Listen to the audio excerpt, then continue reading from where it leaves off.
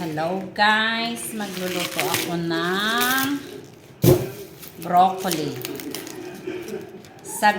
Substitute sa rice. So, gagawin ko siyang parang rice.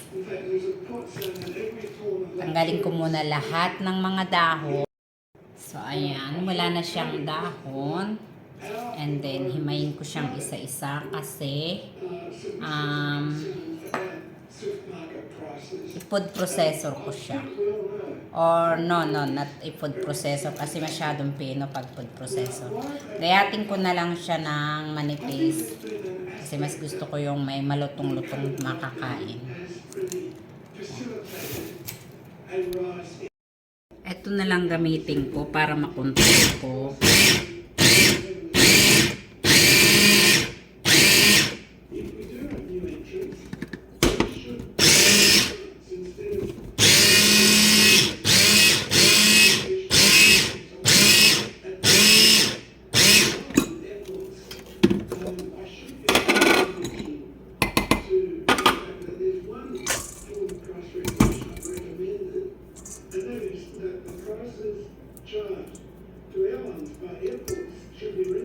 Ito yung biniling kong dati kasi nga nabasag yung glass nung isa ko, pero same brand siya, bagong style lang ito. Yun kasi pag ganun ito sa side yung ano niya. Nagpainit na ako ng konting mantika, tapos maglagay ako ng maraming bawang.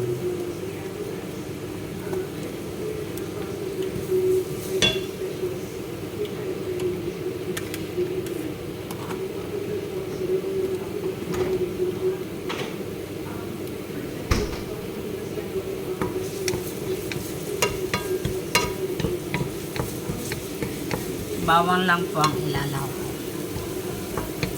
Tapos, para in one go na, kasi 12:30 na, para naman makapahinga pa ako ng isang oras pagkakain. So, parang ako prawns. Wala na siyang balat. Balatan ko na siya. Ayan siya yung bawang. Hindi ko siya i-brown o i-golden kasi papait.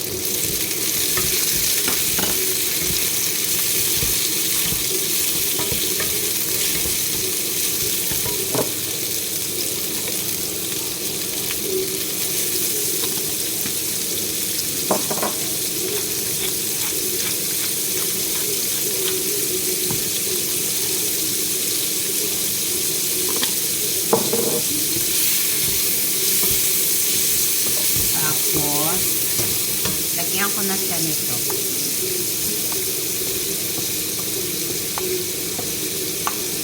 Yung kasya lang sa amin dalawa.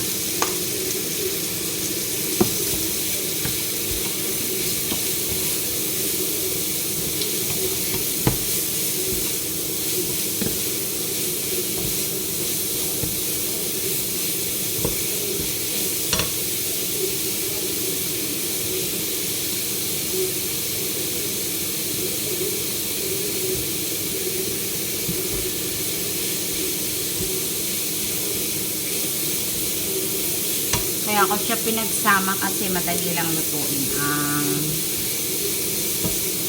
cauliflower. So, okay na siya guys. Tinikman ko siya, yung lasa niya okay na. Patayin ko na yung apoy. Kasi ayoko masyadong luto ang cauliflower. Ayan siya guys, luto na. Yan ang aming lunch. Kain po tayo.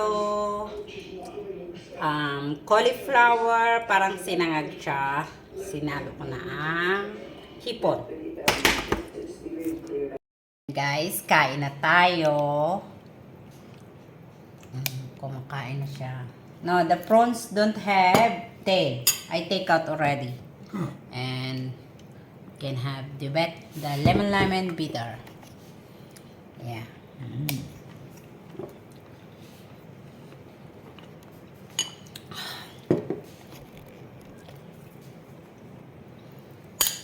siya guys.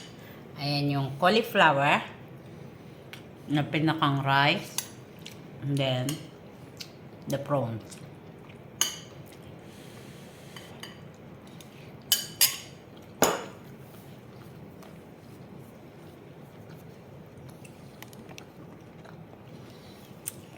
Kain po tayo.